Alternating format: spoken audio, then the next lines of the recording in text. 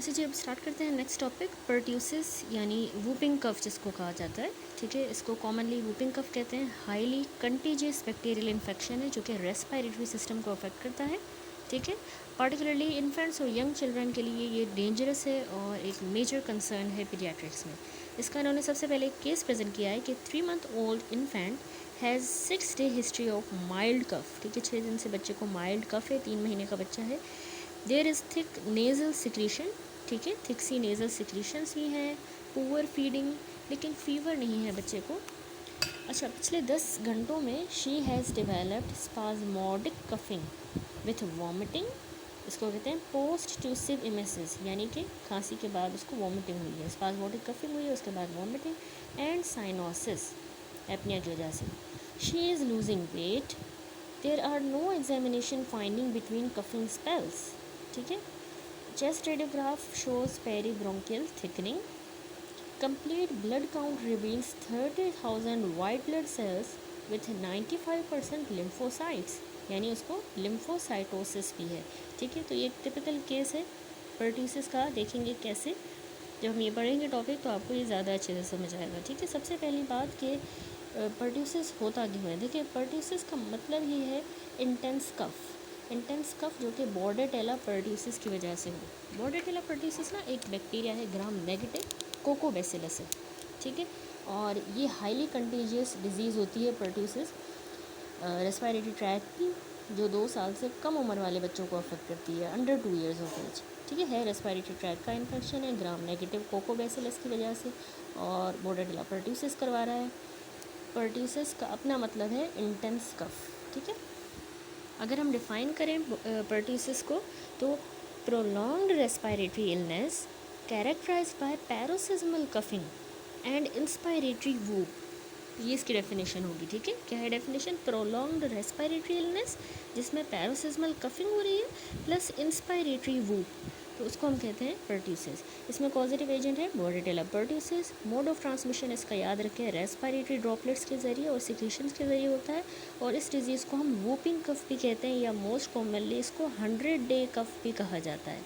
ठीक है, अच्छा, बॉर्डेटेला पैरा परट्यूसिस जो है ना, ये भी 5% केसेस में इन्वॉल्व होता है इसमें, पैरा परट्यूसिस। और इसके अलावा बॉर्डेटेला ब्रोंकीसेप्टिका और एडिनोवायरस भी इसी तरह की इलनेस करवा सकते हैं, लेकिन वो लेस सीवियर होगी और शॉर्ट ड्यूरेशन की होगी।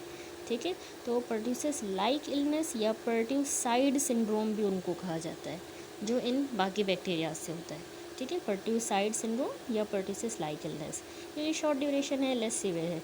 अच्छा, इसके अलावा ये जो बॉर्डेटेला परट्यूसिस की वजह से हो रहा है, इसमें ना कोई भी क्रॉस इम्यूनिटी नहीं है इन ऑर्गेनिजम्स के दरमियान, and is probably account for second attack of whooping cough. यानी अगर एक पैथोजन से होती है इस तरह की कफ, तो दूसरे के लिए वो इम्यूनिटी नहीं प्रोवाइड करता, तो इसीलिए सेकंड अटैक दूसरे किसी बैक्टीरिया की वजह से हो सकता है, दोबारा से वूपिंग कफ होगी बच्चे को फिर, तो उसमें यानी ऐसा क्रॉस इम्यूनिटी का कोई फैक्टर नहीं है। अच्छा, इसकी ना बहुत ही ज़्यादा कंटेजियस नेचर है, यानी बहुत ही एक्सट्रीमली कंटेजियस है। रेस्पिरेटरी ड्रॉपलेट्स कफिंग स्नीजिंग के ज़रिए स्प्रेड होती है, किसी को भी हो सकता है, लेकिन मोस्ट कॉमन और डेंजरस है कि इन्फेंट्स में और चिल्ड्रन में। अच्छा, इन्फेक्शन टिपिकली माइल्ड सी कोल्ड लाइक सिम्टम्स होते हैं बच्चे को, जैसे ठंड लग गई हो, और फिर आगे ये अनकंट्रोलेबल कफिंग फिट्स होते हैं, बहुत ज़्यादा खांसी होगी। ठीक है, तो इसमें एपिडेमियोलॉजी देखें, परट्यूसिस हाईली कंटेजियस है, 100% attack rate in the susceptible individual. Humans are the only host of bordetella pertussis. Transmission droplets के ज़रिए during the severe cough. Incubation period कितना है? 3 to 12 days, मीन आप याद रखें 6 days तक। ठीक है, infectivity is during the first 4 weeks of the illness. Patients are most contagious during the pre paroxysmal stage. ठीक है, प्री पैरोसिस्मल स्टेज पे जब आगे देखेंगे क्लिनिकल फीचर में होता है पैरोसिस्मल स्टेज, जब सीवियर कफ होती है, तो उससे पहले वाला जो स्टेज होता है जिसको प्रोड्रोमल या प्री पैरोसिस्मल कहा जाता है, उस टाइम पे इन्फेक्टिविटी जो है ज़्यादा होती है, कंटेजियस ज़्यादा है, बच्चा दूसरों को इन्फेक्ट कर सकता है। ठीक है, अब इसके देखें क्लिनिकल फीचर्स। देखिए, इसके ना 3 स्टेजेस जो है वो हुए हैं रिकॉग्नाइज। एक होता है कटारल, जिसको हम प्रोड्रोमल या प्री पैरोसिस्मल स्टेज भी कहते हैं। ठीक है, दूसरा होता है पैरोसिस्मल स्टेज, एंड तीसरा कन्वालेसेंट स्टेज। ये 3 स्टेजेस आपने अच्छी तरह से परट्यूसिस के याद रखना है। ठीक है, तो सिम्टम्स जो है वूपिंग कफ के वो 5 से 10 दिनों के बाद अपीयर होता है, जिस तरह मैंने आपको बताया ये इसका इंक्यूबेशन पीरियड, और ये 3 स्टेजेस हैं। हर एक स्टेज याद रखें 2 हफ्तों तक का होता है, लेकिन इसकी ड्यूरेशन वेरी भी कर सकती है सिवियरिटी ऑफ द इलनेस के हिसाब से। तो सबसे पहला है कटारल स्टेज, जिसमें अर्ली सिम्टम्स बच्चे को होंगे। ये 2 वीक्स तक होगा, 1 to 2 वीक, और इसको कॉमन कोल्ड के लिए भी मिस्टेकन किया जा सकता है। ऐसे लगेगा बच्चे को सिंपल सी कॉमन कोल्ड हुई है, ठीक है, ठंड लग गई है। तो क्या सिम्टम्स होंगे इसमें? बच्चे को रनी या स्टफ़ी नोज़ होगा, माइल्ड सी ओकेजनल कफ होगी, लो ग्रेड का फीवर और स्नीजिंग होगी, छींकें आएंगी, ठीक है। तो 1 to 2 वीक्स का है प्रोड्रोमल प्री पैरोसिस्मल स्टेज एके कटारल स्टेज। सिम्टम इंडिस्टिंग्विशेबल हैं from the upper mild viral upper respiratory infection. Coryza वाले सिम्टम होंगे, क्लियर या mucoid rhinorrhoea with sneezing, conjunctival redness, lacrimation, ठीक है। लो ग्रेड का फीवर होगा, वीजिंग एंड माइल्ड कफ। तो सारी माइल्ड सी चीज़ें। फिर आता है पैरोसिस्मल स्टेज। अच्छा, प्री पैरोसिस्मल में मैंने आपको बताया था ना ज़्यादा कंटेजियस होता है, ठीक है। पैरोसिस्मल स्टेज है 2 to 4 वीक्स या लॉन्गर तक चलेगा। इसमें जो है सिम्टम वर्सन हो जाते हैं और कफिंग के फिट्स पड़ेंगे बच्चे को, कफिंग के, ठीक है। अब ये स्टेज जो है ना 1 से 6 हफ्तों तक चल सकता है या इवन लॉन्गर। तो इसमें एक बात याद रखिए, इसमें वॉयलेंट कफिंग फिट्स पड़ते हैं, यानी कफ इतनी ज़्यादा बच्चे को सीवियर होगी और अनकंट्रोलेबल होगी कि ऑफन वो रैपिड सक्सेसिव बर्स्ट की फॉर्म में उसको खांसी होगी, कफ होगी, ठीक है, बर्स्ट की फॉर्म में। तो उसको कहते हैं वॉयलेंट कफिंग फिट्स। दूसरा इसमें वूप होगा। तो कफिंग फिट के बाद ही ना बच्चा जो है वो एक गहरी सांस लेगा, ठीक है, डीप गैस्पिंग ब्रेथ, तो उससे high pitch whooping sound produce करेगा, ठीक है। ये याद रखें, इंपॉर्टेंट है इसमें नोट करना कि ये जो साउंड है ये हमेशा प्रेजेंट नहीं होती, स्पेशली अगर 3 महीने से छोटा बच्चा है, इन्फेंट है, और कुछ बड़े बच्चों और एडल्ट में हमेशा ये वूप प्रेजेंट नहीं होता, ठीक है। एक आप याद रखें, वॉयलेंट कफिंग फिट्स होते हैं, उसके बाद बच्चा ये डीप गैस्पिंग ब्रेथ लेके high pitched whooping sound produce करता है, जो उसने यहाँ पे एक्सप्लेन की है। तो यहाँ पे देखें, episodes of coughing increase in effort to expel the bronchial exudate. जो उसमें एक्सुडेट बना है उसको निकालने की कोशिश में उसने अपनी कफिंग की जो है ना एफर्ट बढ़ाई है, ताकि वो उसका ब्रोंकियल एक्सुडेट बाहर निकले वेलगम की फॉर्म में। After a series of coughing during a single expiration, there is a sudden massive inspiratory effort which produces whoop, ठीक है। Air is inhaled forcefully against the narrowed glottis. Paroxysm may last half a minute or more, and towards the end of the child face become red or even blue, eyes protrude and neck veins get engorged and appearance of being strangled. यानी बिल्कुल इस तरह जिस तरह बच्चे को अगर स्ट्रेंगल्ड appearance हो, आंखें बाहर निकल आएंगी, नेक की वेन्स भी इंगोज होंगी, जैसे फांसी का फंदा होता है ना गले में, उस तरह के अपीयरेंस, पूरा लाल हो जाएगा या ब्लू हो जाएगा। ये सिर्फ उस खांसी की वजह से हो रहा है, वो जो डीप उसने इंस्पायरेशन की है और उसमें जो उसको वूप प्रोड्यूस हुआ है, बहुत सारी मैसिव इंस्पायरेटरी एफर्ट के बाद जो उसको खांसी आई है, तो उसमें ये इसकी पिक्चर है, स्ट्रैंगल्ड अपीयरेंस है बच्चे की, ठीक है। तो ये है वूपिंग में इस तरह का हो जाएगा बच्चा, सीवियर कफ, वूप, और वूप की साउंड प्रोड्यूस होगी जो कि इंस्पायरेटरी एफर्ट के दौरान। अच्छा, इसके अलावा इसमें पैरोसिस्मल स्टेज में वॉमिटिंग, अब इंटेंस कफिंग है ना, उसमें बच्चे को वॉमिटिंग भी हो सकती है उस कफिंग की वजह से। इसके अलावा डिफ़िकल्टी इन ब्रीदिंग होगी कफिंग स्पेल्स के दौरान। ये मुश्किल है कि बच्चा खाए या ड्रिंक करे या इवन ब्रीथ करे। और साइनोसिस हो जाएगी, यानी उसका फेस जो है, लिप्स रेड हो जाएंगे या ब्लू हो जाएंगे लैक ऑफ ऑक्सीजन की वजह से, ठीक है। In spite of the respiratory symptom, there are no abnormal physical sign in the chest except the occasional bronchi. Chest examination पे सिर्फ bronchi ही मिल सकते हैं, बाकी कोई हमें abnormal finding नहीं मिलती। बेशक इतने सारे respiratory symptoms हैं, लेकिन findings हमें नहीं मिलती, ठीक है। बहुत से बेबी जिनको परट्यूसिस होता है, वो उनको कफ होती भी नहीं है, बिल्कुल भी नहीं होती किसी को।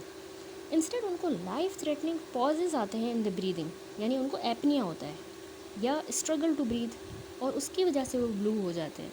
तो यही वजह है कि हॉस्पिटलाइजेशन बहुत ज़रूरी होती है इन्फेंट्स के लिए, ठीक है, परट्यूसिस में।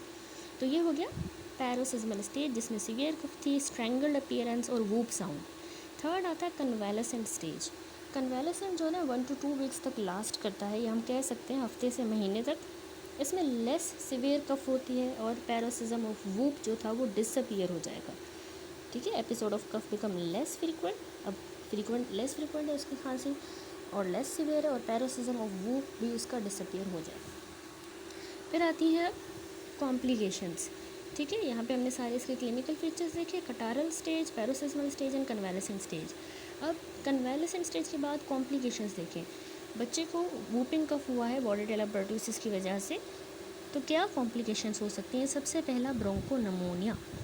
अब ये 90% ऑफ द डेथ जो इन्फेंट्स में होती हैं वो इसमें ब्रोंकोनमोनिया की वजह से। ठीक है, सबसे पहले तो आप ये पल्मोनरी कॉम्प्लिकेशंस याद रखें, जिसमें जो है ब्रोंकोनमोनिया, ठीक है, मोस्ट कॉमन सीरियस कॉम्प्लिकेशन है जिसमें डेथ हो जाती है, 90% इन्फेंट डेथ, जिसमें एब्रप्ट डिटोरिएशन होती है during the paroxysmal stage associated with high fever, यानी इंटेंस कफ फिट्स पड़े बच्चे को, उससे बच्चे को फिर सेकेंडरी बैक्टीरियल इन्फेक्शन हो जाता है लंग्स में, ठीक है, और हाई फीवर, सारा नमूनिया की पिक्चर, ठीक है।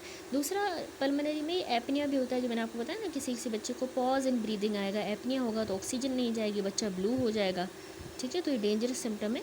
जब बच्चे को वूप भी नहीं होगा लेकिन उसकी सांस रुक जाएगी थोड़ी देर के लिए, एपनिया होगा तो उसमें बच्चा ब्लू हो जाता है, ठीक है, बेशक उन बच्चों को वूप ना हो, एपनिया जैसी कॉम्प्लिकेशन। इसके अलावा पल्मोनरी हाइपरटेंशन सीवियर केसेस में अगर देखें, ये उसने लिखा नहीं है, तो पल्मोनरी हाइपरटेंशन भी आप याद रखें कि 6 हफ्तों से कम उम्र का स्पेशली अगर बच्चा है तो उसको ब्लड प्रेशर जो है लंग्स का फॉल कर सकता है डेंजरसली, और ये उसके लिए फैटल है, ठीक, सॉरी हाई हो सकता है, तो उसके लिए फैटल है कि पल्मोनरी हाइपरटेंशन डेवलप होगी।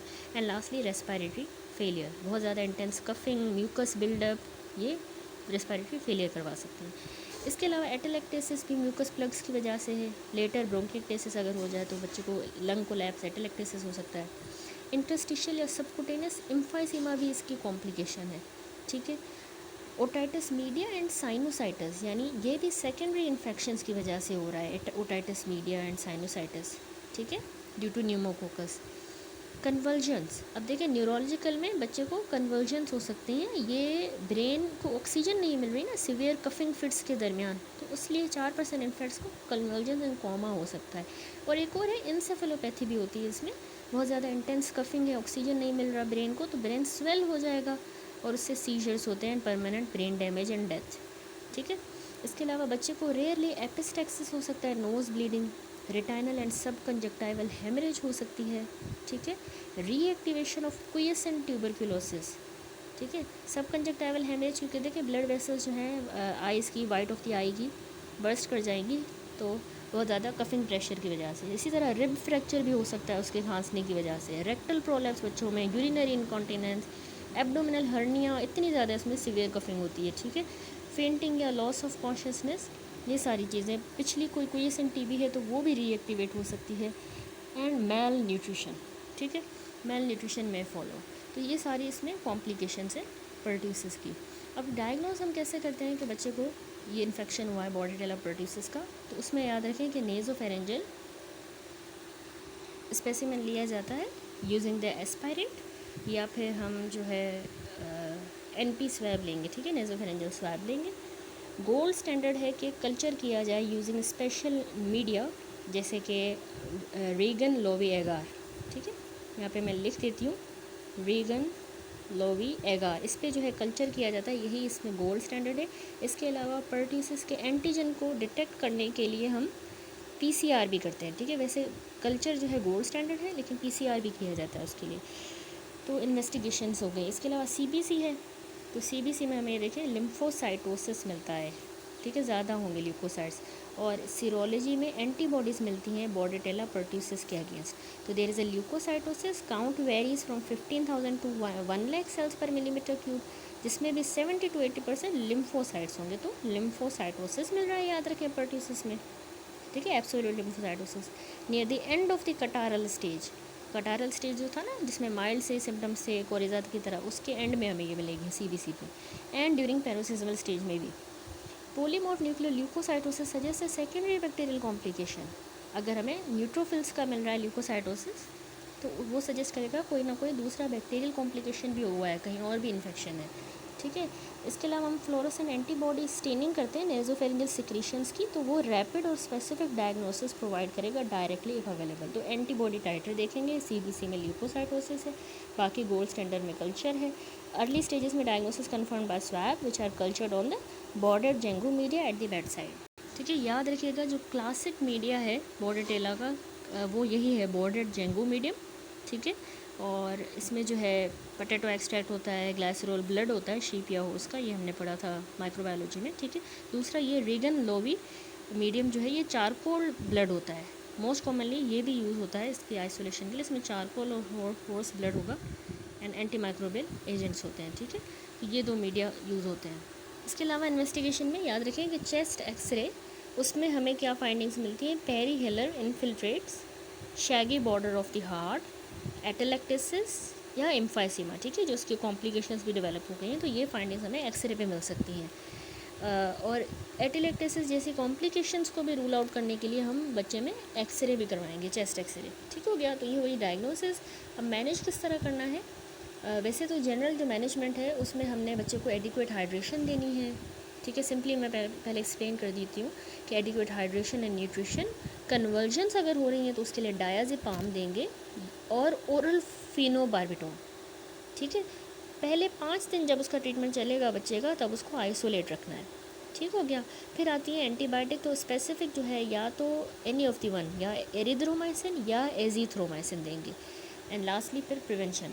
तो मैनेजमेंट यहाँ पर इसने यही बताई है कि एरिथ्रोमाइसिन 30 से 50 मिलीग्राम पर केजी पर डे, ये 3 डिवाइडेड डोजेस में हमने देनी है। मैक्सिमम एक दिन में 2 ग्राम जितनी दी जा सकती है। For a period of 14 days तक ये बच्चे को देनी है, ठीक है, एरिथ्रोमाइसिन। दूसरी है एजीथ्रोमाइसिन, ये 10 मिलीग्राम पर केजी पर डे और 5 डेज़ तक देंगे। या फिर हम क्लेरिथ्रोमाइसिन भी दे सकते हैं 15 मिलीग्राम पर केजी पर डे के हिसाब से, 2 डिवाइडेड डोजेस में, और ये 7 डेज़ तक देनी है। तो ये भी इक्वली, क्लेरिथ्रो भी इफेक्टिव है।